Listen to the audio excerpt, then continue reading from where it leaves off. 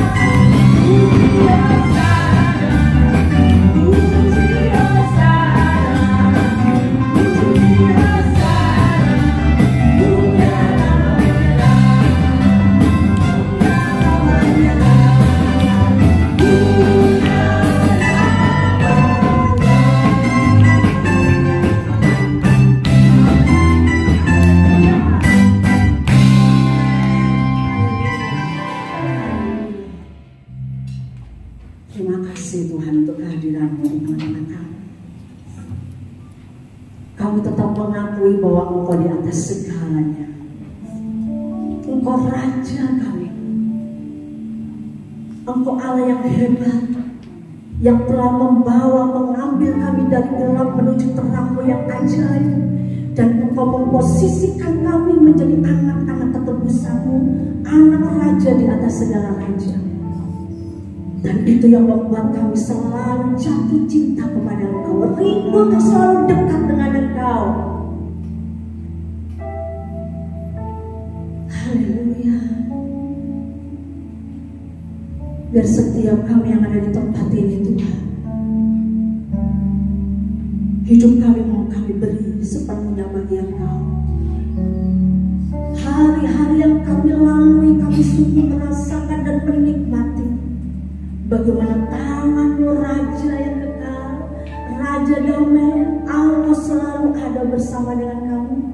Bahkan Engkau sebagai penasihat ajaib selalu memberikan kepada kami kekuatan, kesanggupan untuk kami tetap ada di dalam rencana Tuhan. Terima kasih Bapa, terima kasih. Terima kasih, dahsyat dan luar biasanya Engkau. Terima kasih Tuhan. Ku datang Tuhan, temukan wajah-Mu dengan hati tulus. Hanya rasa cinta kepadamu yang menarikku dekat padamu. Katakan hati yang menyembah, hati yang menyembah, hati yang melekat padamu Yesusku, kasih hatiku, Engkaulah hidupku, segalanya bagiku, pujaanku selama-lamanya, mengenalmu.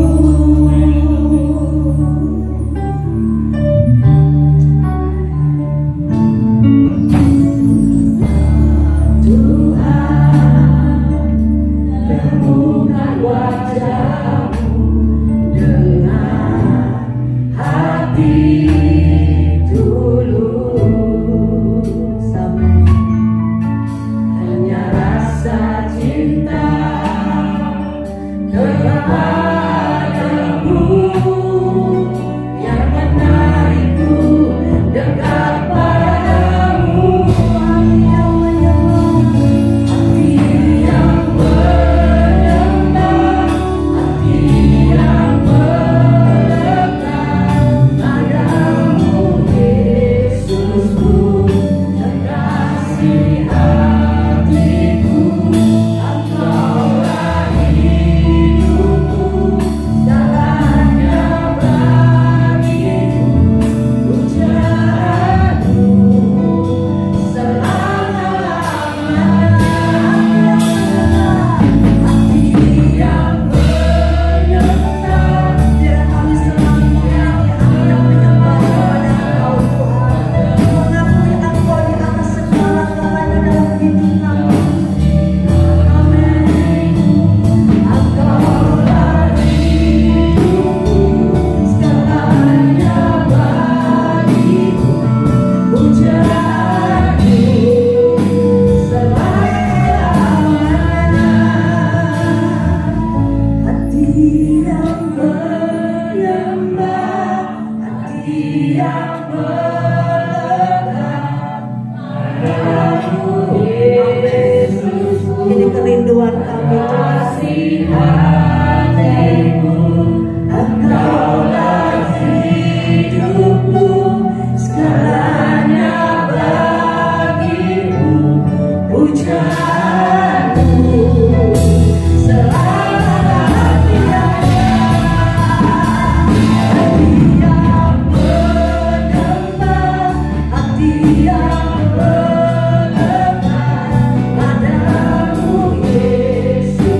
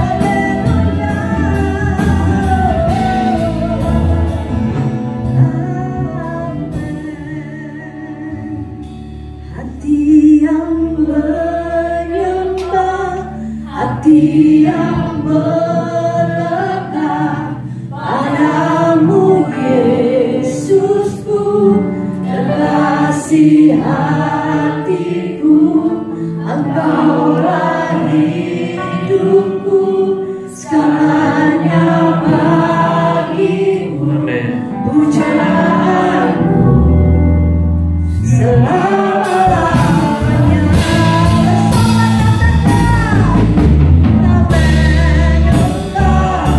Biarlah pujian ini sungguh-sungguh keluar dari dasar hati kita untuk selalu rindu menyembah Dia di dalam roh dan kebenaran. Hidup yang selalu ada di dalam perkenanannya.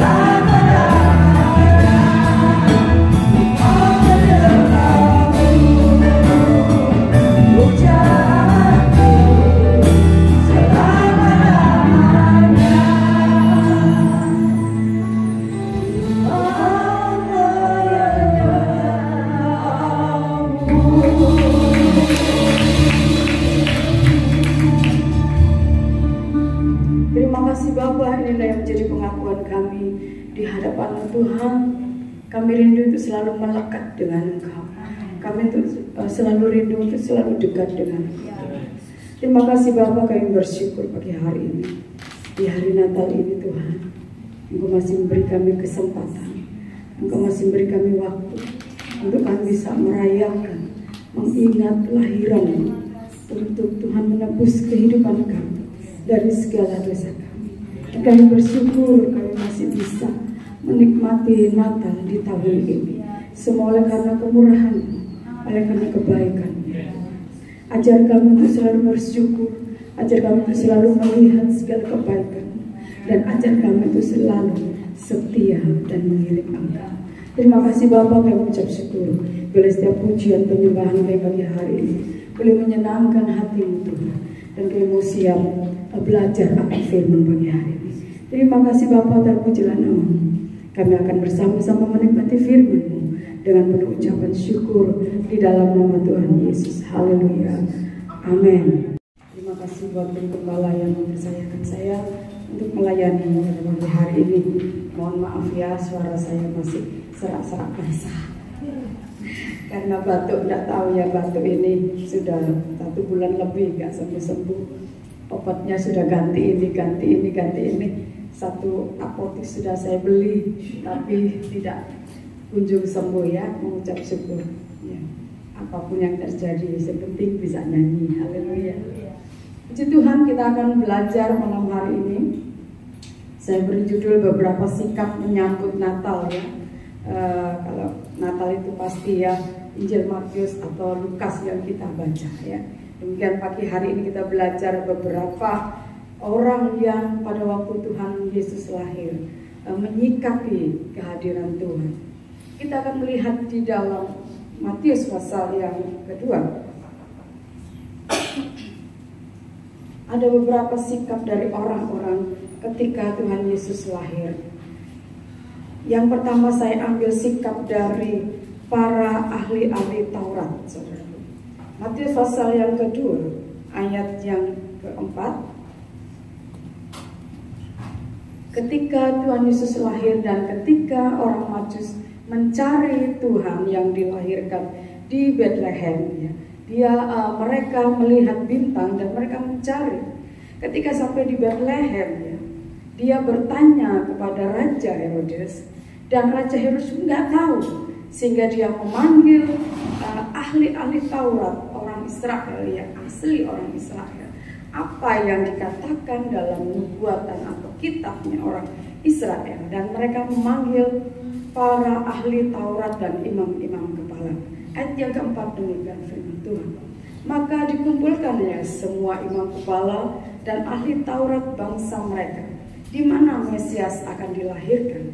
Mereka berkata kepadanya, di Bethlehem di tanah Yudea, karena demikianlah ada tertulis dalam kitab Nabi. Puji Tuhan, sampai di situ saja, saudaraku. Mereka orang-orang ahli Taurat dan asli orang Israel, saudaraku. Mereka menyelidiki firman Tuhan. Mereka tahu firman Tuhan. Para nabi ini mengerti, ya, karena para nabi dan para imam ini diajar firman Tuhan mulai dari kecil, ya. Sejak mereka sudah kalau sekarang mungkin TK, PAUD, ya, itu sudah diajar firman Tuhan. Jadi mereka ngerti, mereka ngelontok akan ayat-ayat firman Tuhan. Jadi ketika Raja Herodes tanya di mana raja itu akan dilahirkan, dan mereka bisa jawab di Bethlehem di tanah Yudea. Mereka mengerti firman Tuhan. Tetapi sayangnya saudara yang dikasih Tuhan, sikap mereka, ya, hanya tahu saja bahwa raja yang dinubuatkan itu sudah lahir, ya. Dan mereka hanya ngasih tahu, mereka hanya memberitahukan kepada Raja Herodes dan khususnya para orang Majus yang bertanya. Saudaraku, dan kejadiannya ketika orang Majus ini sudah mengerti tempatnya, yaitu di kota Bethlehem, mereka berangkat. Dan apa yang terjadi dengan para imam dan para nabi, ahli-ahli Taurat ini, mereka tidak mengikuti. Mereka tidak mengikuti orang-orang Majus ini untuk bertemu dengan Tuhan. Mereka tidak menanggapi. Mereka nggak percaya. Mereka apa sih yang terjadi, nggak tahu. Mereka mengerti firman Tuhan, tapi mereka nggak tahu arti firman Tuhan. Saudara yang dikasih Tuhan, mereka tidak mengikuti orang-orang Majus ini untuk bertemu Tuhan dan menyembah Tuhan. Mereka hanya mengerti firman Tuhan, diiling aja, hanya di otak, tetapi di hati mereka. Mereka tidak merindukan penyelamat bangsanya. Mereka tidak merindukan Mesias itu. Mereka tidak ingin bertemu dengan Mesias yang dijanjikan itu. Padahal mereka tahu, ya. Dan anehnya mereka kenapa tidak mau ikutin itu orang Majus, ya. Ya apa sih, ya, wajahnya Mesias ini kayak apa? Enggak. Orang Majus berangkat sendiri, ya. Dan pasti para imam-imam dan ahli Taurat juga pulang. Mereka tidak ada keinginan untuk datang menyembah Tuhan. Mereka tidak ada keinginan untuk bertemu dengan Mesias. Mereka tidak ada keinginan untuk bertemu dengan penebus. Dan tidak ada keinginan untuk menyembah Allah yang benar. Saudara yang dikasih Tuhan, bukankah di akhir zaman ini anak-anak Tuhan, orang-orang Kristen, banyak yang model seperti ini? Imam-imam kepala dan ahli Taurat. Banyak orang Kristen ngerti firman Tuhan, karena kita mendengar firman Tuhan setiap minggu, setiap hari, setiap detik. Kita buka HP sudah ada firman Tuhan. Kita buka cari gereja mana kita bisa mencari firman Tuhan, banyak. Ya. Mungkin kita bisa sehari kita bisa nonton, membaca, mendengarkan firman Tuhan. Tetapi saudara yang dikasih Tuhan, berapa banyak yang kita lakukan firman yang sudah kita dengar. Sekarang ini modelnya anak Tuhan zaman akhir ini, saudara, seperti ahli Taurat. Mereka hanya mengerti, mereka hanya membaca firman Tuhan, tetapi tidak mau melakukannya. Kenapa saudara yang dikasih Tuhan? Di dalam perjanjian baru, terlebih di dalam ajaran Tuhan Yesus, ya, anak-anak Tuhan sangat-sangat sulit untuk melakukan firman Tuhan. Bahkan Tuhan katakan, ya, di akhir zaman pun Banyak yang mengadakan mukjizat demikian. Ini berbicara tentang hamba-hamba Tuhan. Tapi Tuhan bilang, aku tidak kenal mereka. Dengan lain kata, saudara, mereka hanya mengerti firman Tuhan. Mereka hanya melayani, tetapi tidak melakukan firman Tuhan. Apa sih yang dimau Tuhan dalam kita melakukan firman Tuhan? Tuhan yang Tuhan mau dalam kehidupan kita. Yang pertama, kita menyembah Dia. Itulah tujuan Tuhan menciptakan manusia, yaitu supaya kita menyembah Dia, percaya kepadanya. Saudara yang dikasih Tuhan. Tetapi akhir-akhir ini ya, banyak orang-orang Kristen yang tidak mau menyembah Tuhan. Yang kedua, tidak mau melakukan firman Tuhan. Saudaraku, orang Israel itu sudah dikasih hukum 10 macam oleh Tuhan. Saudara mungkin juga hafal kitab Taurat mereka, 10 Taurat mereka. Mungkin kita juga sudah hafal dalam kitab Ulangan, saudara. Tetapi satu pun mereka tidak mau melakukan. Mereka telah melanggar semua firman Tuhan. Saudara yang dikasih Tuhan. Dan di dalam perjanjian baru, 10 hukum itu sudah disingkat oleh Tuhan Yesus. Yang pertama, kasih Tuhan dengan segenap hatimu, dengan segenap jiwamu, kekuatan dan lain sebagainya. Yang kedua, kasihlah sesama manusia seperti dirimu sendiri. Apakah kita sudah melakukan itu? Saudara yang dikasih Tuhan, melakukan firman Tuhan memang tidak mudah. Seperti orang-orang Israel ini, mereka sudah lama menerima 10 hukum, tapi ketika melakukannya, mereka Tuhan katakan, jangan ada Allah lain di hadapan. Tetapi mereka sudah membawa dewa-dewa bangsa-bangsa kafir sekitarnya. Dan di ayat yang selanjutnya, firman Tuhan yang selanjutnya, kasihlah orang tuamu, kasihlah. Ya. Tetapi apa yang orang Israel lakukan? Demikian juga dengan kita saat ini. Ya. Tuhan sudah meringkas hanya 2 saja. Kasih Tuhan dengan segala hatimu, kasih sesama manusia seperti dirimu sendiri. Seringkali kita juga seperti orang para ahli-ahli Taurat dan imam-imam kepala ini, tidak melakukan firman Tuhan. Ya saudara yang dikasih Tuhan, seringkali saat ini di akhir zaman orang Kristen hanya mendengarkan firman Tuhan yang menurut yang dia enak saja. Wis kalau yang angel-angel suruh mengampuni, suruh memikul salib, wis enggak ada Tuhan. Yes, mari dengar, ya wis tak boleh. Nanti di rumah suruh mengampuni, angel wis angel, katanya gitu. Saudara yang dikasih Tuhan, kita harus melakukan apa yang Tuhan inginkan. Jangan menjadi seperti imam kepala dan ahli-ahli Taurat yang hanya mengerti firman tetapi tidak mau melakukan. Saudara yang dikasih Tuhan, kita melihat juga di akhir zaman ini, semoga kita tidak seperti orang-orang ini, bahwa kita tidak melakukan firman Tuhan atau hanya mendengar firman Tuhan seenak hati kita saja. Di dalam 2 Timotius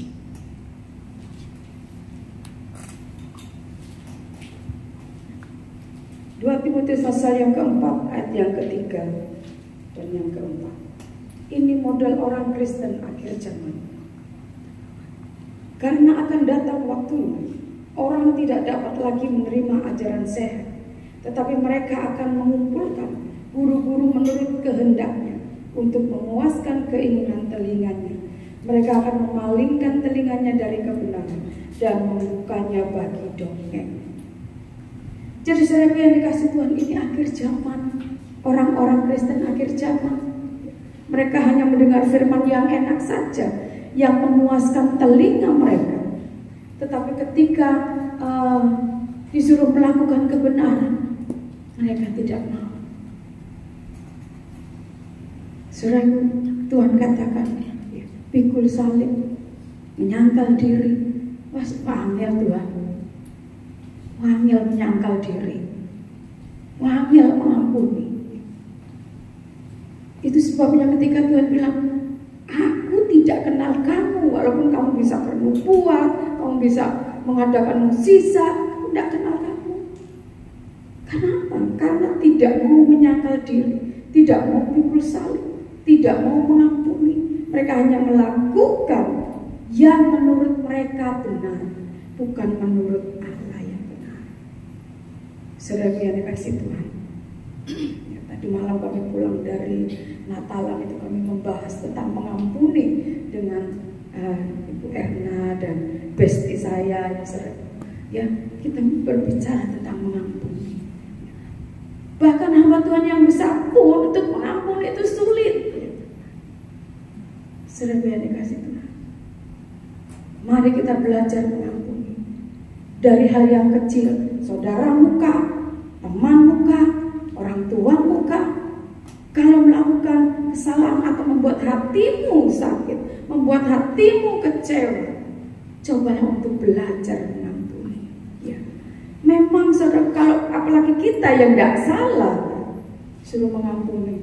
Aduh pas, aku tidak salah loh disuruh mengampuni. Tapi aku mau belajar ya. Besti saya bilang begitu. Saya belajar untuk mengampuni. Dan benar ketika saya mengampuni, walaupun saya tidak salah, saya datangi orangnya, saya minta maaf ya, tangis-tangisan ya. Dan Tuhan juga memberkati ya. Ada hasilnya. Nah saudara yang dikasih Tuhan, apapun itu yang membuat hati kita sakit, mari kita belajar untuk mengampuni. Lakukan firman Tuhan. Ini sikap kita. Untuk apa setiap tahun kita merayakan Natal, kita setiap tahun kita mejeng ya foto-foto di depan pohon Natal, tetapi pulang kamu tidak bisa mengampuni, di rumah kamu tidak bisa menyangkal diri. Saudara yang dikasih Tuhan, biarlah kita tetap menjadi orang Kristen yang ada di dalam kebenaran. Puji nama Tuhan. Itu sikap yang pertama pada waktu Tuhan Yesus lahir, ya, dari para imam-imam kepala. Yang kedua, yaitu sikap dari Herodes sendiri. Ketika orang Majus ini datang kepada Raja Herodes dan bertanya, kita kembali dalam Injil Matius ya. Ketika orang Majus ini bertanya kepada Raja Herodes, ya, dan Herodes sudah memanggil para imam dan mereka sudah tahu bahwa di Bethlehem.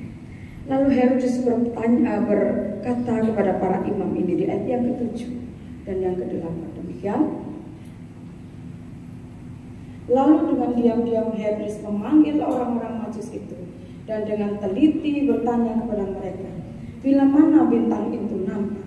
Kemudian ia menyuruh mereka ke Bethlehem, katanya, pergi dan selidikilah dengan seksama hal-hal mengenai anak itu, dan segera sesudah kamu menemukan dia, kabarkanlah kepadaku, supaya aku pun datang menyembah dia. Kita langsung lompat di ayat yang ke-16. Ketika Herodes tahu bahwa ia telah diperdaya oleh orang-orang Majus itu, ia sangat marah. Lalu ia menyuruh membunuh semua anak di Bethlehem dan sekitarnya, yaitu anak-anak yang berumur 2 tahun ke bawah, sesuai dengan waktu yang dapat diketahuinya dari orang-orang Majus itu. Saudara yang dikasih Tuhan, sikap yang kita lihat dalam kelahiran Tuhan dari Herodes, yaitu tanggapannya sepertinya positif ya. Dia bilang kepada orang-orang Majus, ya pergilah ya, kamu sudah tahu ya di Bethlehem, cari dia ke sana ya, Bethlehem itu sebelah sana ya. Berangkatlah cari ya, nanti kalau kamu sudah ketemu ya, balik sini ya, bilang ke aku ya. Oh alamatnya di sini ya. Nanti aku juga datang menyembah dia. Itu kata Raja Herodes kepada orang Majus. Tetapi apa yang terjadi? Sebenarnya bukan itu yang dia maksud.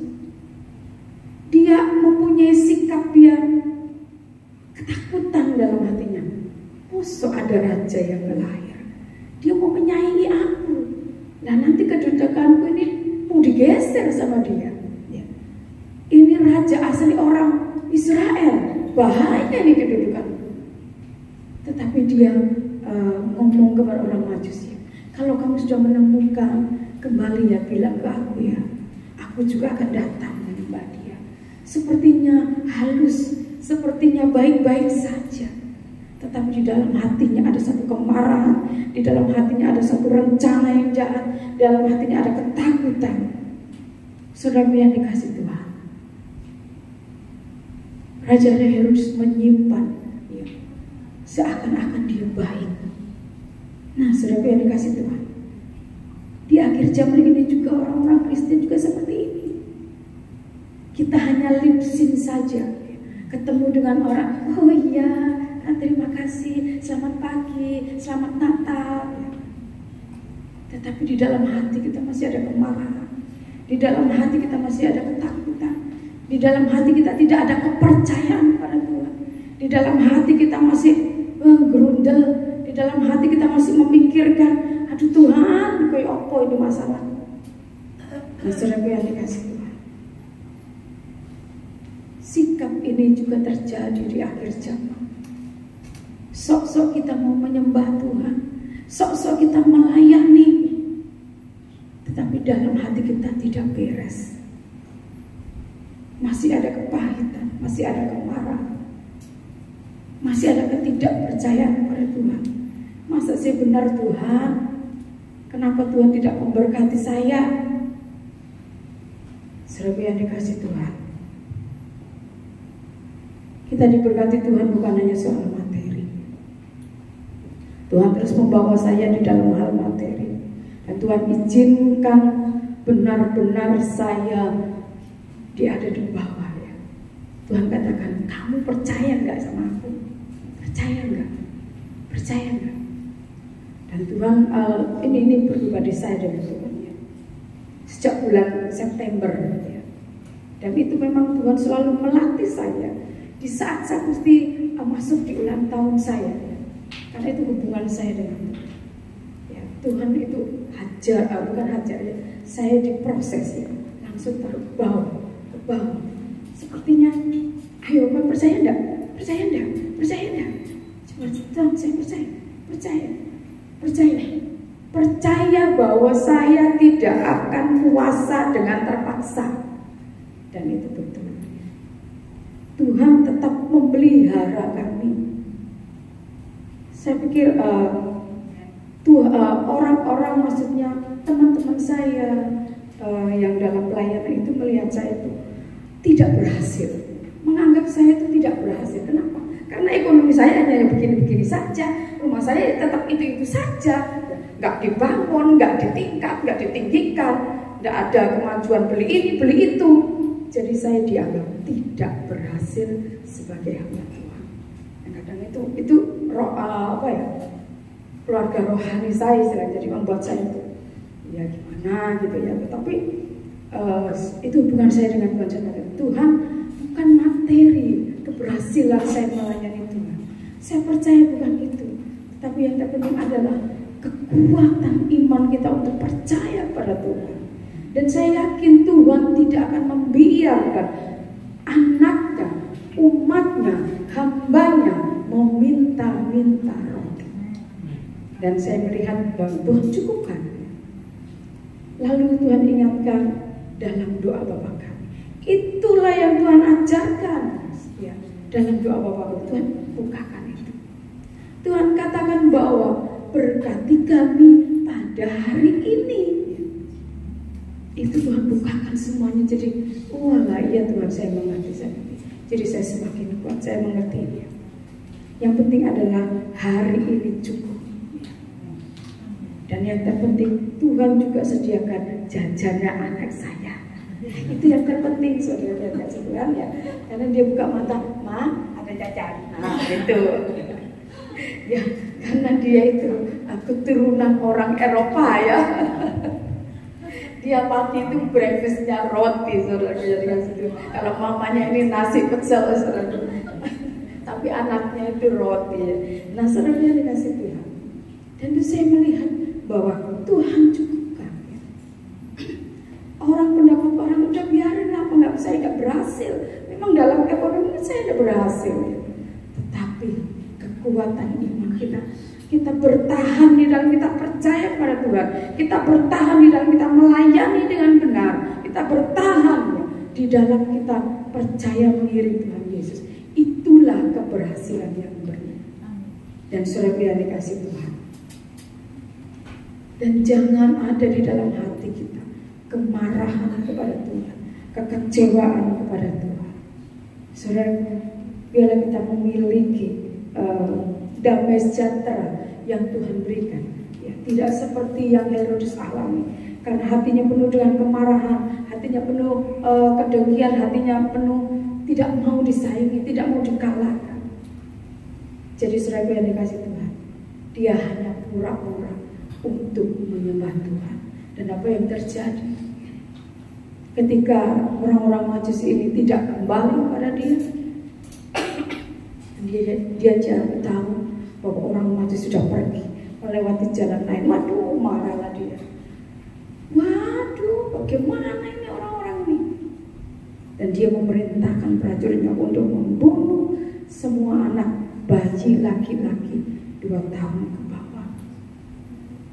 Apa yang terjadi? Bisa melihat semua waktu itu yang punya anak meninggal ya. Seorang ibu pasti menangis, anaknya sudah dibunuh. Ini karena akibat apa? Karena Herodes yang tidak mau ya, dikalahkan, tidak mau menerima apa yang terjadi, tidak mau menerima juru selamat. Saudara yang dikasih Tuhan, biarlah kita percaya pada Tuhan dan jangan ada hati yang menipu di dalam kehidupan kita. Kita sok-sokan mau menyembah Tuhan, kita sok-sokan baik dengan orang, tetapi di hati kita masih ada kemarahan, ada ingin balas dendam, ada kebencian. Mari kita singkirkan hal itu. Saudara yang dikasih Tuhan, bagaimana caranya supaya kita bisa menghilangkan ya, mengubah hati yang sok-sok mau menyembah Tuhan, agar benar-benar kita percaya kepada Tuhan. Saudara yang dikasih Tuhan, ketika kita percaya kepada Tuhan, Tuhan itu memberikan damai sejahtera di dalam kehidupan kita. Kalau kita percaya Tuhan, Roh Kudus itu diberikan di dalam kehidupan kita. Ya, seperti Natal kemarin temanya bahwa ya kemuliaan di tempat maha tinggi dan damai sejahtera diberikan kepada manusia yang berkenan di bumi. Diberikan damai sejahtera. Damai sejahtera itulah yang akan membuat hati kita bisa melawan atau menyingkirkan kemarahan kita, ketidakpercayaan kita, kejengkelan kita, kekecewaan kita. Hanya damai sejahtera yang bisa melakukan. Karena damai sejahtera ini adalah dilakukan oleh Roh Kudus. Saudara percaya saudara mempunyai damai sejahtera? Coba selidiki, tengok di dalam hati. Ada damai sejahtera. Saudara, damai sejahtera itu ketika saudara muara besar. Satu kali waktu dulu saya pernah bersaksi juga ketika saya masih satu rumah dengan adik saya dan ipar saya begitu, karena dia lain ya, bukan seiman dengan saya, dan dia sangat arogan gitu ya. Ketika ada satu salah paham sedikit, wah dia marah-marah dan saya dikatain begini. Saya merasa tidak seperti itu gitu, tidak seperti itu, dan saya merasa tidak bersalah. Rasanya di sini tuh kayak dudek seperti apa itu membara gitu ya. Saya membalas, ya, karena jejeran ya satu rumah ya. Tinggal saya melangkah, saya kode begini, saya bisa usir dia, saya bisa. Tapi ketika saya tuh begini, tiba-tiba dingin ya, dingin. Buat apa? Tuhan katakan, memang seakan-akan kamu kalah, tapi kamu menang. Langsung saya itu, biarinlah, saya terima kamu, dia katain saya begini. Ya. Dan itu terus dia tidak menyapa saya sudah berapa tahun ya. Dan akhirnya ketika setelah ibu saya meninggal dan ada satu masalah dengan adik saya, dia datang sendiri kepada saya dan minta maaf. Ya, dia ngomong sendiri. Nah, akhirnya terjadilah konsiliasi, kebaikan itu. Dan dia yang datang sendiri menyapa dan memerlukan saya. Jadi saudara yang dikasih Tuhan, kita tidak usah membalas. Ya. Damai sejahtera itu kita perlukan. Damai sejahtera itu seperti air yang menyejukkan hati kita. Ya. Tuhan katakan, Tuhan Yesus katakan ketika dia mau pergi ke surga, dia katakan damai sejahteraku kuberikan kepadamu. Ada yang tahu ayatnya di mana? Damai sejahteraku kuberikan kepadamu, dan damai sejahteraku ku tinggalkan bagimu. Jadi kita punya double porsi damai sejahtera. Damai sejahtera diberikan, jadi Tuhan memberikan damai sejahtera sudah melalui Roh Kudus. Dan damai sejahteranya Tuhan, damai sejahteraku, kita baca aja saudara percaya. Yohanes pasal yang ke-14.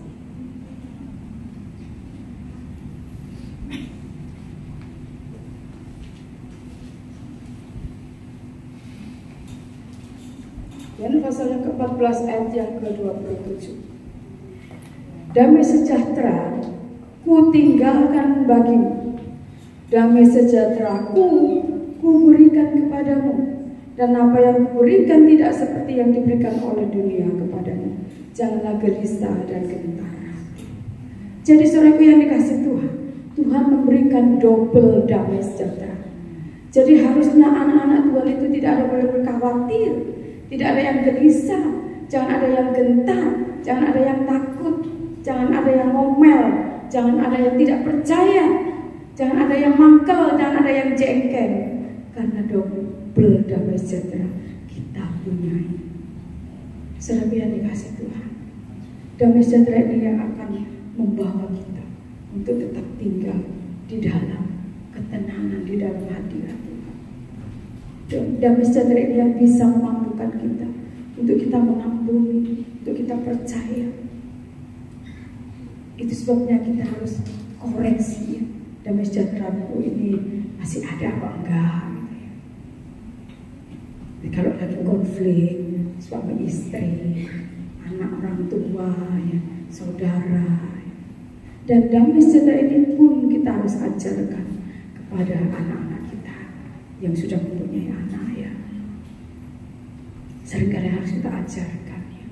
Anak saya cuma satu, saya mau dia ada di dalam hadirat dan kebenaran Tuhan.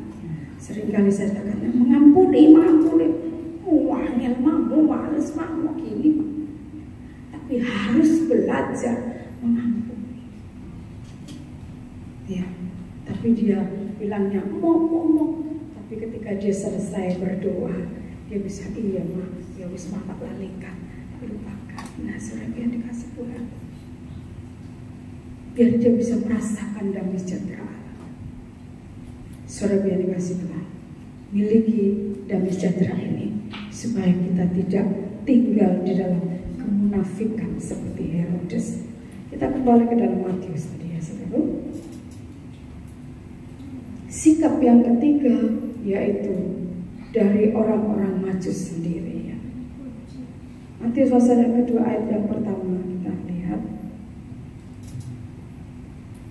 Sesudah Yesus dilahirkan di Betlehem di tanah Yudea pada zaman Raja Herodes, datanglah orang-orang Majus dari timur ke Yerusalem dan bertanya, di manakah dia, Raja orang Yahudi yang baru dilahirkan itu? Kami telah melihat bintang yang di timur dan kami datang untuk menyembah dia. Yang ketiga yaitu sikap orang-orang Majus. Saudara yang dikasih Tuhan, orang-orang Majus bukan orang Israel. Ya. Bukan mereka tidak pernah mendengarkan firman Tuhan atau nubuat-nubuatan, tapi mereka adalah orang-orang yang pintar. Mereka belajar tentang ilmu perbintangan ya. Mereka berbicara tentang benda-benda di langit ya. Jadi mereka tahu kalau ada bintang ini itu tandanya ada sesuatu. Dan ketika mereka melihat bintang yang besar yang menyala, dia tahu akan ada raja yang lahir. Dan saudara yang dikasih Tuhan, ketika dia melihat itu, bintang itu berjalan dan mereka mengikutinya, mereka mencari. Ketika dia sampai di daerah Israel, dia bertanya kepada Herodes, di mana raja yang dilahirkan itu? Kami mau menyembah dia. Saudara yang dikasih Tuhan, sikap mereka adalah sikap yang benar. Padahal mereka tidak tahu tentang kebenaran itu, tapi mereka mau menyembah dia. Dia percaya. Ya, kita harus menjadi anak-anak Tuhan yang seperti ini. Kita yang dulunya kita tidak mengerti kebenaran, kita yang harusnya tidak menerima kebenaran, tetapi kita diberitakan, kita dikasih tahu bahwa keselamatan ada dalam Yesus Kristus. Dulu kebenaran itu hanya untuk orang Israel, tetapi kebenaran itu sekarang dibagikan kepada seluruh manusia, seluruh bangsa, termasuk kita. Tetapi saudara yang dikasih Tuhan, apakah di dalam hati kita ada keyakinan, ada kerinduan untuk datang menyembah Dia dengan benar? Ya, orang-orang Majus ini tidak tahu, tapi dia ingin menyembah karena ada raja yang lahir. Apalagi kita yang sudah tahu bahwa Yesus adalah raja, dan kita tahu Yesus menebus kita dengan darahnya. Jadi mari kita sungguh-sungguh menyembah Dia dan percaya kepadanya, sehingga ketika Tuhan datang kembali yang kedua, Dia mendapati iman kita, percaya kita, penyembahan kita. Jangan sampai Tuhan datang yang kedua, Tuhan katakan, adakah iman di bumi? Ya, Tuhan bilang, adakah iman di bumi? Bagaimana dengan kita? Apa kita akan menggenapi ayat itu? Dalam nama Tuhan Yesus, jangan, saudara. Biarlah kita benar-benar menyembah Allah kita, karena kita sudah tahu siapa Yesus Kristus. Kita sudah tahu bagaimana penyelamatan dosa kita. Jadi jangan disia-siakan. Kita harus menyembah Dia dengan benar. Perbaiki iman kita, pertahankan iman kita. Jangan iman kita diukur yang seperti tadi, ya, teman atau saudara rohani saya yang menganggap saya tidak berhasil karena diukur dari segi ekonomi. Bukan itu, Tuhan tidak melihat itu, tapi Tuhan melihat bagaimana cara kita menyembah, bagaimana kita percaya kepada Tuhan, bagaimana kita bertahan di dalam ujian, bagaimana kita tetap percaya mempertahankan iman sampai Tuhan datang yang kedua kali. Mari kita tetap bertahan dan dengan benar tulus kita menyembah, ya, di dalam kehidupan kita, ya. Kalau di gereja kita hanya 2 jam menyembah, tapi di rumah saudara bisa mencari waktu untuk menyembah Tuhan sebagai ungkapan syukur kita karena Dia sudah menyelamatkan kita. Saudara yang dikasih Tuhan, sikap orang Majus ini yang datang untuk menyembah Tuhan, dan itu juga dia lakukan dengan cara mereka membawa persembahan kepada Tuhan. Dia percaya yang lahir ini adalah raja yang besar, sehingga ketika mereka mencari raja ini, ya, mereka dari timur ke Israel itu bukan tempat yang dekat, saudara. Diperkirakan kurang lebih 1 bulan mereka berjalan naik onta, ya. Berjalan dan naik onta itu diperkirakan 1 bulan perjalanannya. Coba saudara yang dikasih Tuhan, ketika mereka sudah melihat bintang, ya, mereka bersama-sama katakan, ayo kita cari. Lalu mereka berangkat. Ya enggak, saudara. Mereka mempersiapkan diri sebelum berangkat, menyiapkan ontanya, menyiapkan perbekalan, makanan, obat-obatan, ya, untuk tidur kalau malam hari dingin di sana. Dan mereka tidak tahu berapa hari perjalanan itu. Jadi mereka mempersiapkan semuanya. Dan di dalam mereka mempersiapkan itu, mereka ingat, kita juga harus membawa kado untuk raja yang akan kita jumpai. Jadi saudaraku tidak memperlengkapi diri mereka sendiri, tapi mereka mempersiapkan satu persembahan untuk raja yang baru dilahirkan.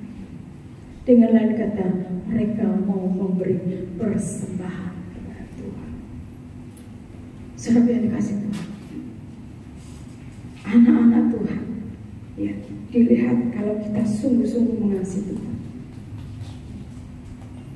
Kita juga lihat di dalam kita membawa persembahan. Saudara yang dikasih Tuhan, memang saudara kita nggak ditentukan ya, oh persembahan harus seperti ini ya, nggak ditentukan kita memberi persembahan itu berapa, tidak saudaraku, tidak seperti itu. Tetapi adakah dalam hati kita, keinginan kita, ketika kita datang beribadah, kita membawa persembahan kepada Tuhan? Adakah itu keinginan dalam hati kita? Ya Tuhan, aku mau datang ibadah, aku mau memberi persembahan.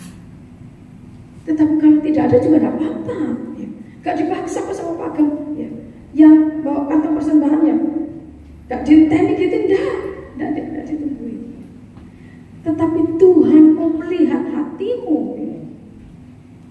Tuhan hanya melihat hatimu. Tuhan juga tidak melihat seberapa yang kamu masukkan di dalam. Tidak, Tuhan hanya melihat kamu ini mau mempersembahkan apa. Saudara yang dikasih Tuhan, biarlah kita juga mau memberi seperti orang Majus ini. Dan mereka nggak kaleng-kaleng membawa persembahan kepada Tuhan. Ya. Mereka membawa emas, kemenyan, dan mur. Ini adalah barang-barang berharga di Timur Tengah, ya, ya emas, ya.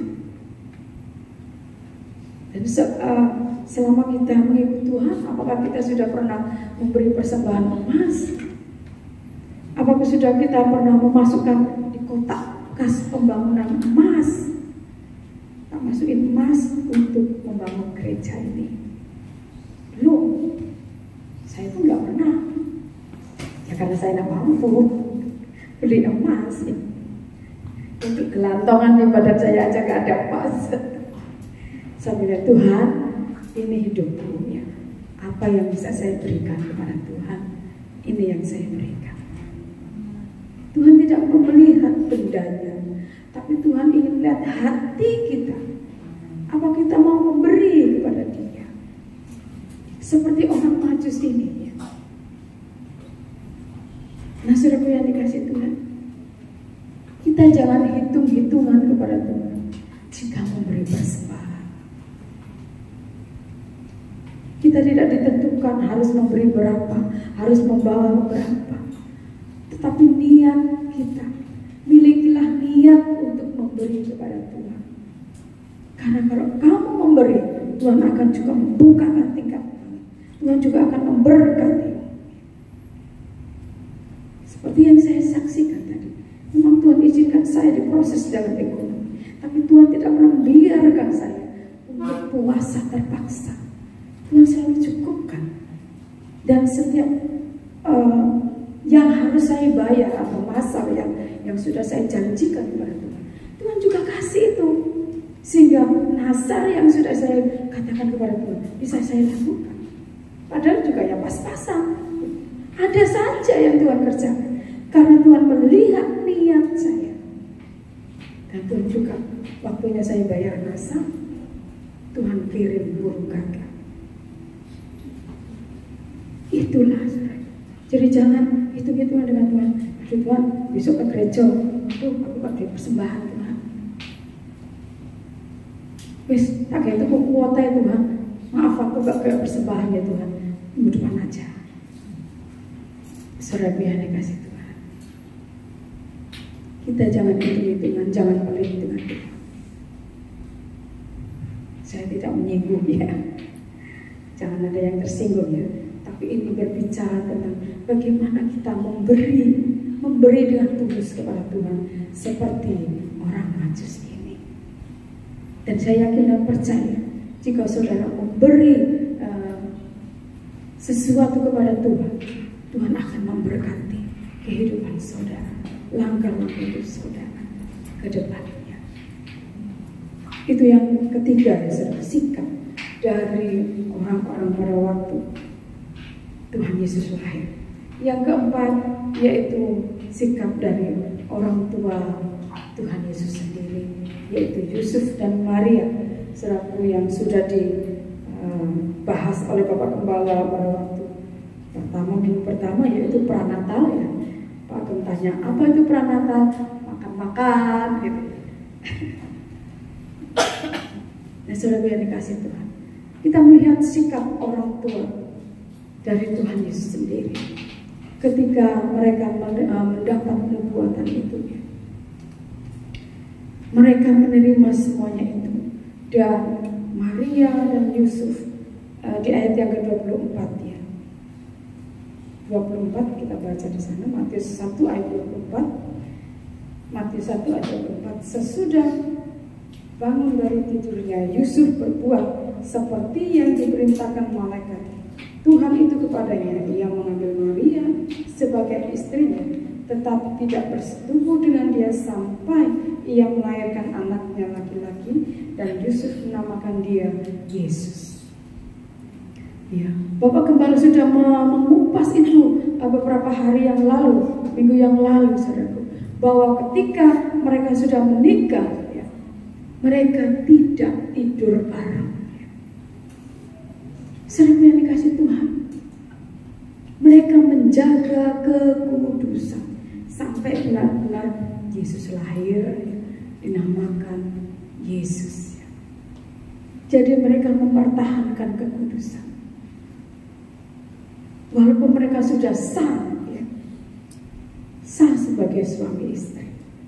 Nah, saudara yang dikasih Tuhan, mari kita juga anak-anak Tuhan akhir zaman ini, anak-anak muda khususnya akhir zaman ini, jaga kekudusan. Yang sudah punya pacar, jaga kekudusan. Yang sudah punya tunangan, jaga kekudusan. Yang sudah menikah pun tetap jaga kekudusan. Karena walaupun kita sudah menikah, ada banyak godaan-godaan. Suami saya ini kerjanya kan di kapal. Sudah beberapa kali ya, di kapal, turun, kerja di darat, naik lagi kapal, turun, kerja di darat. Nah, ketika dia kerja di kapal, saya kan ditinggal ya. 2 minggu, baru ketemu 2 hari, balik lagi gitu ya. Satu kali pas tahun-tahun yang lalu ya, pas dia kerja di kapal, ada temannya ini menggoda saya. Bukan untuk menggoda saya, enggak, maksudnya ngerjain saya. Apakah saya tetap ada di dalam kekudusan atau enggak ketika suami tidak di rumah. Dia dengan pakai nomor lain telepon saya kayak gitu ya. Dia tanya, suamimu kan di kapal ya gini-gini. Kok tahu? Iya, kata-kata itu menggoda saya. Akhirnya saya tutup telepon. Ini siapa sih? Buat saya jengkel ya. Akhirnya saya telepon lah suami saya. Saya ada telepon gini ya. Kalau ada telepon itu saya selalu telepon sama suami saya. Saya tidak membiarkan membuka celah sedikit pun gitu ya. Dan akhirnya suami saya cari-cari, ternyata temannya ya. Diselidiki ternyata temannya dia ya. Akhirnya semua, ngapain kamu itu udah bisa saya? Udah, saya cuma hanya ngetes dia ya. Sampai di mana dia itu setia sama kamu. Orang ekor katanya. Nah, saudara yang dikasih Tuhan ya. Jadi saudara yang dikasih Tuhan, kita tetap harus menjaga kekudusan, baik yang sudah menikah ataupun yang belum menikah. Pernah satu kali saya punya teman, dia menikah sebelum 9 bulan istrinya sudah menikah, melahirkan. Istrinya sudah melahirkan. Saya itu, dia kan menikah belum 9 bulan ya. Kok dia sudah melahirkan? Saya panggil dia, saya tanya, kalau istrimu melahirkan prematur kan? 7 bulan? Enggak, genap 9 bulan. Kamu kan belum nikah 9 bulan. Dia ketawa. Artinya apa? Saudara pasti tahu kan? Enaknya bilang sama saya, "Yo Mbak, tak incipi dhisik." Ini anak Tuhan. Ini anak Tuhan. Kamu berarti saya tanya, kamu berarti menipu Tuhan, menipu hamba Tuhan yang sudah memanggil kamu waktu pranikah. Ya kan? Ketika pranikah kan ditanyai kan, berarti kamu bohong. Hanya senyum-senyum. Halah titik air. Saudara, mau titik mau banyak itu tetap dosa, tidak menjaga kekudusan. Dan akhirnya apa? Hidupnya juga kelimpungan. Tuhan tidak memberkati. Saya katakan, bereskan, minta ampun kepada Tuhan, bereskan supaya kehidupanmu diberkati. Akhirnya dia minta ampun sama Tuhan. Ya. Karena dia sudah mengaku kepada saya, ya anggaplah dia sudah mengaku kepada hamba Tuhan yang melayani pernikahan itu. Dan dia maksudnya berdoa meminta pengampunan. Tidak boleh seperti ini ya. Saudara, kalau di luar Tuhan, terserah itu ya. Tapi kalau saudara punya teman, meskipun di luar Tuhan, ingatkan, tidak boleh ngincipi dulu. Amin, mudah-mudahan. Gak ada yang amin. Saudara biar dikasih Tuhan, biarlah kita tetap menjaga kekudusan. Lo nek duduk bareng ya jejer ya tidak apa-apa ya Pak Yanti, tidak apa-apa kalau duduk jejer. Lah masa duduk jauh-jauhan? Ya tapi duduk biasa saja lah ya. Nah saudara yang dikasih Tuhan, biar kita menjaga kekudusan ya di akhir zaman ini. Seluruh kehidupan kita, telinga kita, mata kita, ya, mulut kita, seluruh kehidupan kita, tubuh kita harus di dalam kekudusan. Karena di HP itu sudah banyak hal yang membawa kita untuk keluar dari kekudusan. Saudara hanya tinggal penjet saja, ya, membuat mata kita tidak kudus, membuat otak kita tidak kudus. Saudara yang dikasih Tuhan, berapa banyak berita yang kita dengar, saudara, masih SMP, pembunuhan dan lain sebagainya. Yang masih SMP ya saudara, SMP SMA ya. Mereka melakukan pembunuhan.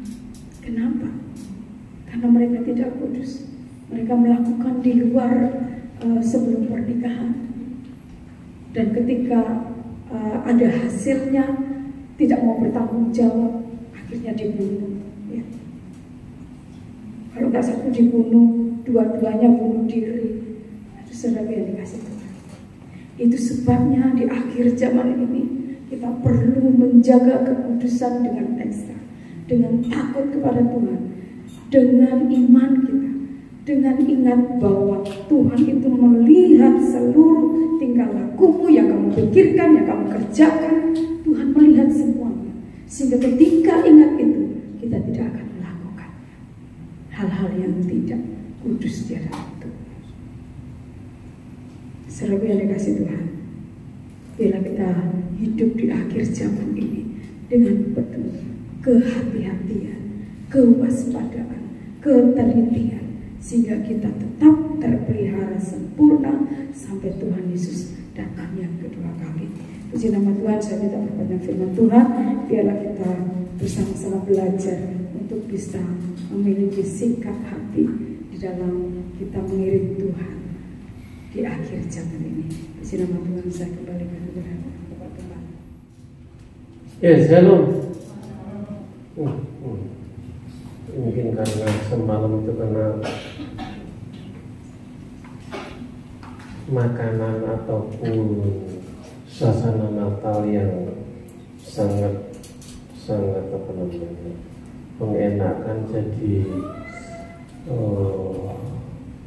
tubuh menjadi juga kurang gerak. Shalom. Iya, itu tadi dari Nabiah Ibu Tri Mulyanti. Hari Jumat kemarin saya juga sudah diskusi, kita sudah sharing. Kalau Ibu Nabiah ini berkhotbah, ada yang bilang wah ini siap-siap diamui. Kira-kira telinga kita panas atau dingin? Anggap. Yang ditangkap remanya apa? Aduh, tadi itu kan panas ya, bisa ambil lalu aja. Iya, hari ini kita terima sukacita Natal, amin. Jangan sampai Natal itu berlalu demikian saja. Dari tahun-tahun, dari kecil sampai besar, dulu Fanny masih kecil sampai sekolah minggu tampil Natal, itu sekarang sudah remaja pemudi. Itu sebentar lagi Jasper itu sudah pemuda itu ya. Kayak yang viralnya Om Agus, tiba-tiba sudah mungkin di atas saya juga paling ya. Tapi apa ya, kira-kira tadi juga hambanya tanya, kalau dari tiap tahun kita merayakan Natal, kira-kira apa ya yang bisa diambil? Iya.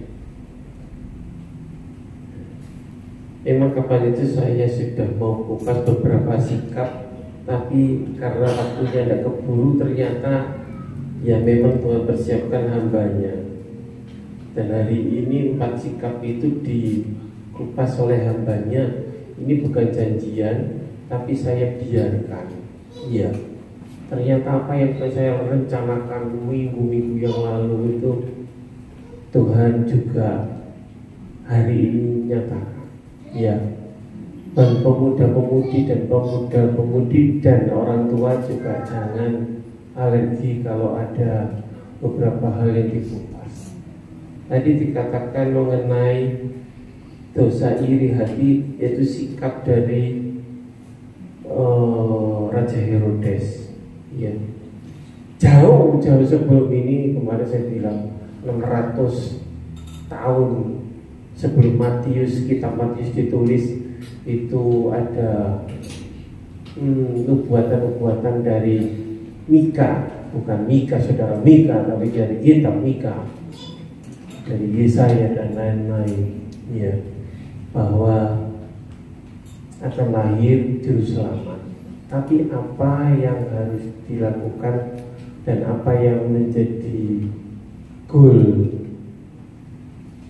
sekarang ini, ya setiap tahun kalau Natal yang berbenah itu justru supermarket, mall-mall, apalagi di PCM itu, persiapannya, dan kita sudah beberapa kali ke PCM.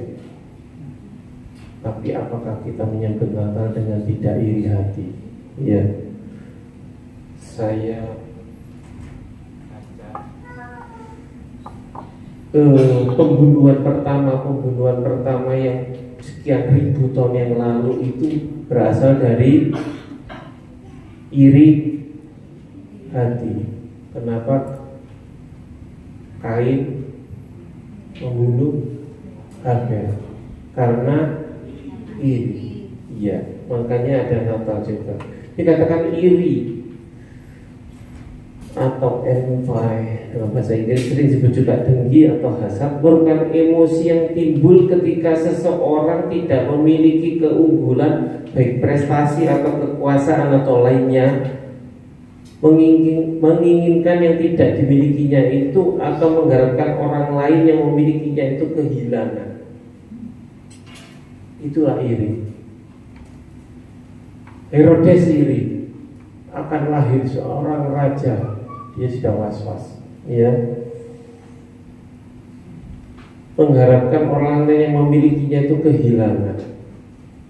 Jawab dalam hati, kadang kita merasa kalau seseorang, apalagi musuh kita atau kompetitor kita, kecekuk gitu, syukur, kapan di sini tidak ada.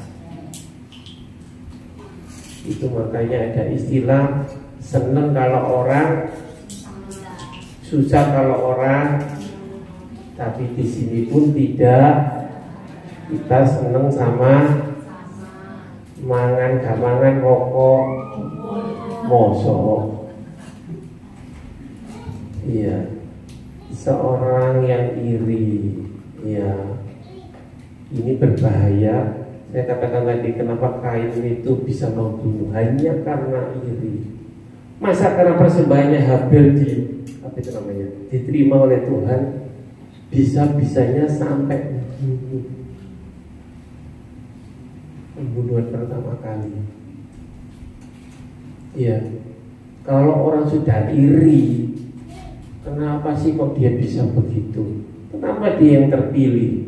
Kenapa dia begitu? Kenapa kok bukan saya? Semoga melalui Natal tahun ini kita di sini semua tidak ada yang iri. Amin.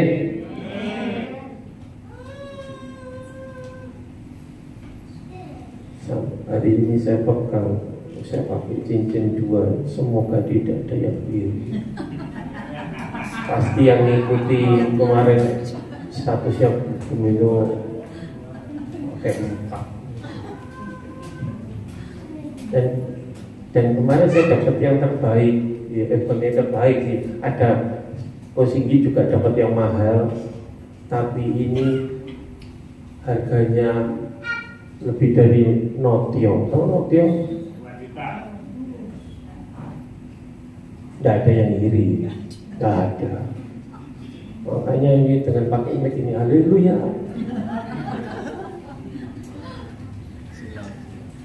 Iya, jangan sampai kita seperti Herodes. Amin. Tidak ada iri-irian. Kenapa sih kok Kak Erna itu ngajarnya cuma dugem? Saya mau gak diajak. Kenapa kok rujaan cuma 2 orang aja? Di sini tidak ada. Dan nanti kalau umpama ini saya biasanya kan saya bingung, ini saya dapat berkat cuman sekian sedikit aja sembako untuk disalurkan. Mumpung firmannya begini, nanti kalau ada yang dapat, yang tidak dapat tidak boleh. Amin. Iya. Karena kalau itu yang dapat, yang tidak dapat pasti berarti saya ini ada berkat yang lain. Amin. Enak. Kalau memang damai Natal itu wah asik. Iya ya. Saya nggak dapat sembako, tapi siapa tahu saya diajak healing tipis-tipis. Podo. Iya. Indahnya Natal. Iya. Memang kalau Natal itu memang kadang itu bisa ayam gitu. Seandainya Natal itu bukan hanya bulan Desember, dari Januari sampai November itu Natal terus. Ya, tapi yang pasti pengeluaran pasti besar. Ya, yang enak-enak enak. Tak KTP, Mas nggak atur. Ya, orang tuanya yang pusing. Nah, kok KTP? Ini SPP mau bulan depan aja, belum tahu. Ya, tapi kalau hari ini kita bisa ke gereja, amin, itu kita bersyukur. Kalau hari ini kita bisa melangkah jalan, itu sesuatu yang luar biasa. Sehingga Yesus boleh lahir dalam hati kita. Amin. Nanti kapan-kapan biar hukum ini yang saksi ya. Mungkin akhir tahun mungkin biar saksi. Iya. Mungkin saya juga tidak boleh iri. Oh, kenapa kok saya begini? Tadi Yanti bilang rumah saya satu, rumah saya juga satu. Kenapa kok itu rumah saya teman-teman saya? Ada teman saya yang pernah khotbah di sini. Mungkin saya tidak sebutkan namanya. Rumahnya ada kolam renangnya. Oh Tuhan, seandainya rumah saya ada kolam renangnya, pasti Doni langsung bisa renang. Tapi hari ini kita diajar tidak boleh. Haleluya. Saya mau pemain musik. Nyanyi glory, Hey. glory, Glory bagi Sang Raja. Oh, nyanyi glory, amen. Yes, glory bagi Sang Raja. Nyanyi glory, yes, glory. Glory bagi Sang Raja. Mari rayakan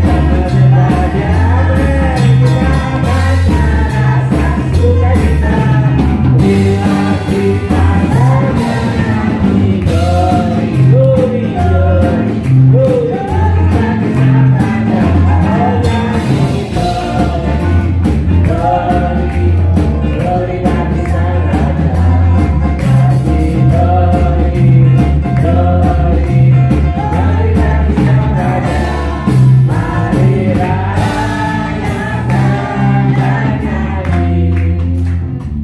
Rasanya kayak kurang ya. Naiki. Saya udah pakai berdiri. Saya mau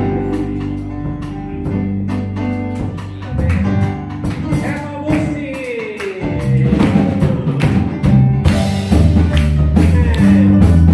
Yang merasa tubuhnya lengkap silakan bergoyang, silakan beristirahat dengan bebas. Ada lagi Yuri.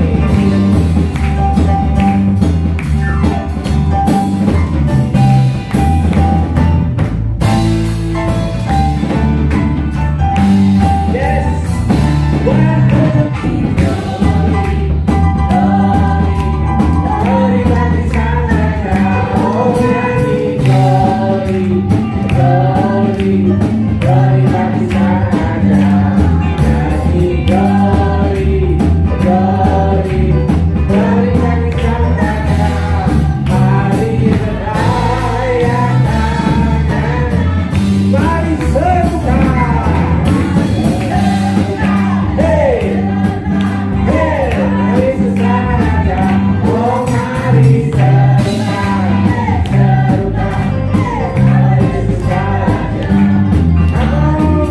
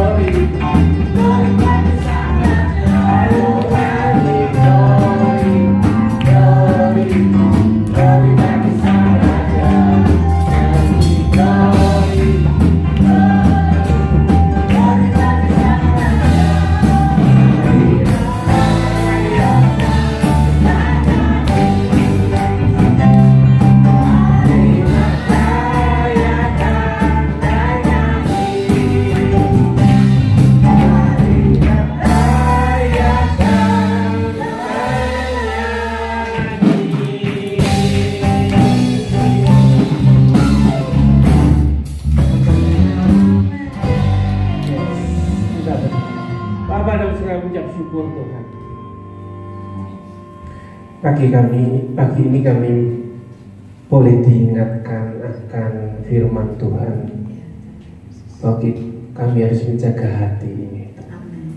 Biarlah kami punya hati yang menyembah dengan tulus, dengan ikhlas, dan kami menghapus segala iri hati. Kami hancurkan dalam nama Yesus, sehingga jemaat GKP Sitoyoso tidak ada yang iri hati. Oleh karena semuanya untuk kemuliaan nama Tuhan. Oleh karena kami mendapat berkat dengan porsi yang diberikan untuk kami masing-masing, sesuai yang anugerah Tuhan buat berikan buat kami. Terima kasih Bapak, terima kasih. Biarlah kasih, sukacita Natal, damai sejahtera Natal itu selalu ada dalam pikiran kami, perasaan kami, hati kami, dan kami memelihara iman kami. Terima kasih Bapak, terima kasih. Dan firman tidak berlalu begitu saja. Roh Kudus ya, yang memeteraikan dalam hati kami, sehingga sejahtera Natal, sukacita, damai itu ada dalam hati kami. Terima kasih Bapak. Oh, yang memberkati Ibu Pastori, Ibu Yanti, dimanapun suaminya berada, Tuhan yang tutup bungkus, lindungi, jagai, menjaga hati juga. Berkati keluarga ini, apa yang dikerjakan Tuhan berhasil. Berkat dari segala penjuru turun atas keluarga ini. Terima kasih Bapak. Dan damai sejahtera-Mu, sukacita, berkat-berkat-Mu turun atas kami semua yang boleh hadir, bahkan yang tidak hadir Tuhan, di mana mereka ada hari ini berada, Tuhan yang menjangkau mereka. Terima kasih Bapak. Dalam nama Yesus kami berdoa, mengucap syukur. Haleluya. Amin. Ya, pagi hari ini Tuhan, di mana kami boleh melaksanakan ibadah Natal Tuhan. Terima kasih Engkau sudah memberkati kami semua dengan firman-Mu ya Bapa. Biarlah setiap firman yang disampaikan oleh hamba-Mu boleh tertanam dan tumbuh di setiap hati kami jemaat-Mu Tuhan. Sehingga setiap kami jemaat-Mu yang mendengar boleh menjadi pelaku firman itu sendiri ya Bapa. Kalau sebentar kami akan memberikan korban persembahan Tuhan, biarlah Engkau sendiri yang memberkati setiap tangan-tangan yang beri Tuhan. Engkau sendiri yang memberikan berlipat kali ganda, dan setiap persembahan dari kami ya Bapa itu boleh menjadi untuk pekerjaan Tuhan di tempat ini ya Bapa. Terima kasih Bapa, hanya dalam nama Tuhan Yesus kami berdoa dan mengucap syukur. Haleluya. amin. Persilakan yang bertugas, kita akan memberi persembahan yang terbaik buat Tuhan. Dia lahir untuk kami, dia bangkit bagi kami semua. Dia itu Tuhan kami, dia itu Allah, dia Raja, dia Nasrani. Dia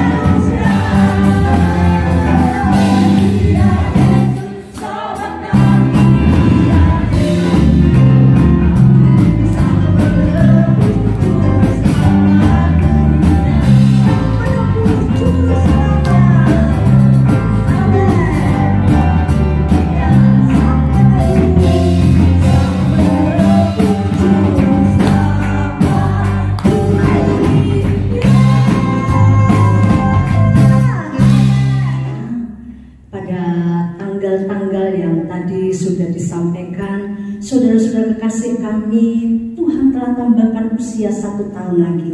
Kami mengucap syukur pada tanggal 4 November Engkau telah tambahkan usia hambamu Bapak Singgi. Dengan tambahnya usia, kami semakin percaya bahwa pekerjaan Tuhan semakin Tuhan nyatakan atas kehidupan hambamu Bapak Singgi, sehingga hambamu Bapak Singgi menjadi berkat dimanapun hambamu berada. Kesehatan, kekuatan untuk menjadi imam yang semakin hari semakin di dalam perkenanan Tuhan nyata atas kehidupan hambamu, menjadi berkat untuk suami, untuk istri kekasih dan juga anak kekasih. Sungguh-sungguh Tuhan nyatakan. Sebab itu Bapak, kami terus menyerahkan kehidupan hambamu, pakai kehidupan hambamu untuk namamu Tuhan selalu dipermuliakan dimanapun hambamu Bapak Singgi berada. Tanggal 5 juga Tuhan juga tambahkan usia kepada hambamu Bapak Gembala. Terima kasih Tuhan, kami sangat mengucap syukur Tuhan telah tambahkan usia kepada hambamu Bapak rohani kami yang telah Tuhan pakai untuk membawa kami semakin mengasihi Tuhan, semakin dewasa di dalam pengenalan yang benar akan Tuhan. Kami sangat yakin dan percaya jerih payah hambamu tidak akan pernah sia-sia. Tuhan memberkati kesehatan hambamu Bapak Gembala bersama dengan Ibu Gembala, dan biarlah ditambah usia yang Tuhan nyatakan kehidupan hambamu semakin hari semakin luar biasa di dalam Tuhan. Banyak jiwa-jiwa dimenangkan bagi Tuhan, banyak anak-anak rohani yang semakin bertumbuh mengasihi Tuhan melalui kehidupan hambamu Bapak Gembala bersama dengan Ibu. Berkat kesehatan, kekuatan senantiasa nyata. Terima kasih Bapak, juga pekerjaan, dan dimanapun hambamu berada, khususnya di dalam pekerjaan juga nama Tuhan menjadi berkat. Terima kasih Bapak, terima kasih Tuhan Yesus. Kami juga sungguh bersyukur atas kehidupan hambamu Ibu Siti yang Tuhan sudah tambahkan usia 1 tahun lagi. Tuhan, terima kasih Engkau membawa hambamu seperti domba di tengah-tengah serigala, di tengah-tengah anak menantu cucu-cucunya. Tuhan pakai kehidupan Bu Siti menjadi terang, menjadi lilin, sehingga terang yang ada di dalam kehidupan Bu Siti bersinar di tengah-tengah kegelapan. Saatnya kami yakin dan percaya sesuai firman-Mu ya dan amin, bahwa satu orang percaya seisi keluarga diselamatkan terjadi atas kehidupan Ibu Siti, anak menantu dan cucu-cucunya. Terima kasih Tuhan sudah memberi kesehatan. Kemarin Tuhan kalau kami mendengar hambamu sempat masuk opname, tetapi hari ini ada bersama dengan kami, itu membuktikan bahwa Engkau Allah Yehova Rafa, Sang Penyembuh hambamu, sehingga hambamu bisa bersama-sama memuji menyembah Engkau di Natal yang indah ini. Terima kasih Bapak, berkat-Mu melimpah atas kehidupan Ibu Siti dan semua anak menantu cucu-cucunya. Begitu juga Ibu Nining bersama dengan Pak Slamet, juga Tuhan tambahkan usia 1 tahun lagi, biar kehidupan hambamu semakin hari semakin mencintai Tuhan, semakin mengasihi Tuhan, dan menomorsatukan Tuhan di atas segalanya. Dan kami akan melihat jalan Tuhan yang Tuhan bukakan untuk kehidupan keluarga ini mengalami dahsyatnya Tuhan. Mujizat demi mujizat terjadi, kemenangan demi kemenangan terjadi, dan kehidupan hambamu yang menjadi terang ini menjadi berkat bagi tetangga kanan kiri muka belakang, untuk mereka melihat Yesus di dalam kehidupan hambamu Bapak dan Ibu Slamet sekeluarga. Dan kami yakin apapun yang menjadi kebutuhannya Tuhan cukupkan tepat pada waktunya, karena Engkau Allah Yehova Jireh, Allah yang mengadakan dan yang tidak ada menjadi ada, terjadi atas keluarga Bapak Slamet dan Ibu Nining. Terima kasih Bapak, terus kerjakan rencana-Mu yang luar biasa atas kehidupan hambamu. Begitu juga Ibu kekasih kami Ibu Asih, tepat tanggal 25 yang lalu. Oh hari ini, puji Tuhan, Tuhan tambahkan usia 1 tahun lagi. Terima kasih Bapak, terima kasih. Kami bersyukur Tuhan, di usia yang Tuhan tambahkan, Ibu Asih semakin gemuk, semakin sehat, berbuah untuk nama Tuhan dipermuliakan.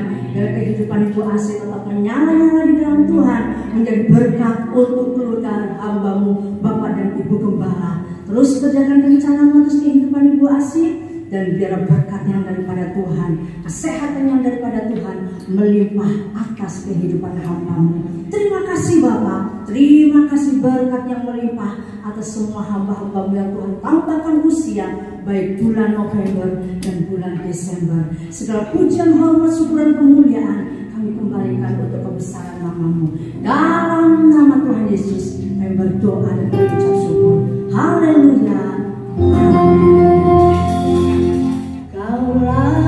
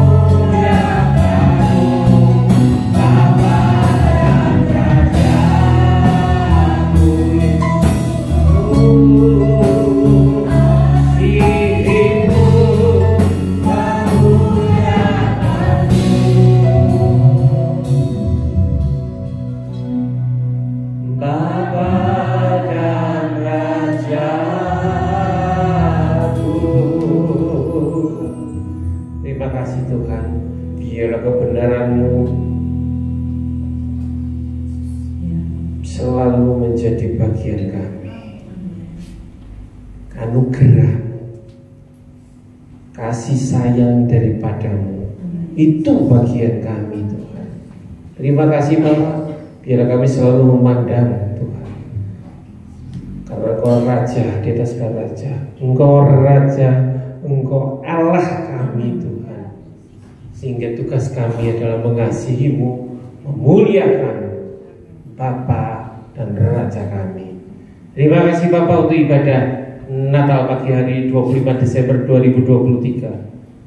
Biarlah sukacita Natal dan firman yang sudah ditaburkan dimeteraikan Roh Kudus dalam hati kami, sehingga kami pulang membawa damai sejahtera, kami pulang membawa sukacita, kami pulang membawa berkat-berkat yang daripada-Mu. Terima kasih Bapak, terima kasih sekali lagi. Engkau berkati yang sudah berulang tahun, Engkau berkati jemaat-Mu yang sudah setia, dan kami berdoa untuk Pak Selamat, kami berdoa untuk Ibu Siti dipulihkan, makin hari makin sehat, sehingga Pak Selamat boleh merasakan sukacita Natal Tuhan. Hatinya Tuhan Kau sendiri yang menjamah. Dan juga untuk Mbak Siti Tuhan di tengah keluarganya, biar Mbak Siti punya iman yang tetap teguh. Pak Sunoto Tuhan Kau yang juga tahu apapun yang terjadi, Tuhan yang melawat hati, melawat diri dari Pak Sunoto. Terima kasih Bapak, terima kasih. Biarlah Tuhan kami boleh menikmati berkat-berkat yang daripada-Mu. Terima kasih Bapak, terima kasih. Terpujilah nama-Mu, memberkati bangsa kami, memberkati Surabaya, memberkati dimanapun kami tinggal, kami memberkati karena sejahtera kota dan sejahtera kami. Terima kasih Bapa dalam surga.